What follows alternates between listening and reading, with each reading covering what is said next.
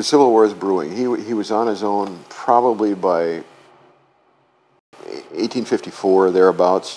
When he leaves home, he has to find out what it is he's going to do with himself.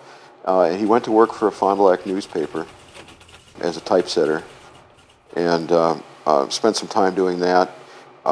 Later did the same up in Oshkosh and in Madison by 1856, so you can see he's moving around quite a lot.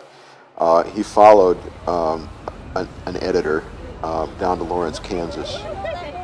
While he was down there, he got to know John Brown. Lawrence was the hotbed of abolitionism in the Midwest, and he was hanging out with some pretty strongly abolitionist type people, and got to know John Brown. In fact, apparently rode with him for a time, although there's no evidence that he was ever involved in any of the massacres that Brown was involved in. His reason for being in Kansas was to work as a newspaper reporter, but he certainly learned at the hands of a master about the strategy of defeating slavery. As a child, he had been brought up in that kind of household, and that's the kind of people that he spent his time with. After 1856, and 1856 was the year that John Brown massacred 5 families at Potawatomi, and later was attacked himself at Osawatomie, where Brown's home was. After those events, Pond returned to Wisconsin. Not clear from his memoirs why he left, although it must have been uncomfortable for him to be in that kind of a militant situation. But he came back to Wisconsin and went to work for the Janesville newspaper. He worked there for about a year and then bought the Marquesan Journal,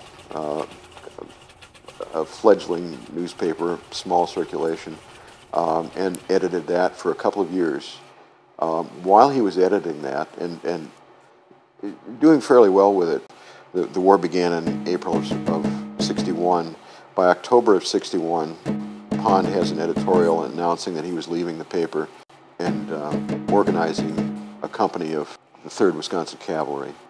He organized that along with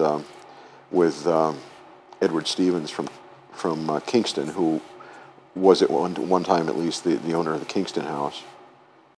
And together they recruited 100 men from the immediate area. Pond recruited about 30 men, most of them from Fairwater, and all but a handful from Fairwater, Brandon, this area. George and Homer were both in Company C. They both enlisted in Fairwater. Because their brother was doing the organizing, they enlisted here. George, I hadn't mentioned, enlisted in the war when he was 16. Now, they weren't allowed to enlist at 16, but these were big kids, and he looked older, and apparently had no trouble enlisting. Well, his brother recruited him, so I guess they looked the other way. The company was organized, and the regiment was ready to go by February of 1862, and so they left after a short period of training down in Janesville.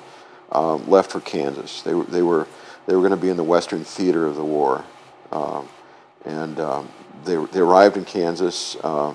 Kansas was unlike any other facet of the war. It was a guerrilla warfare state.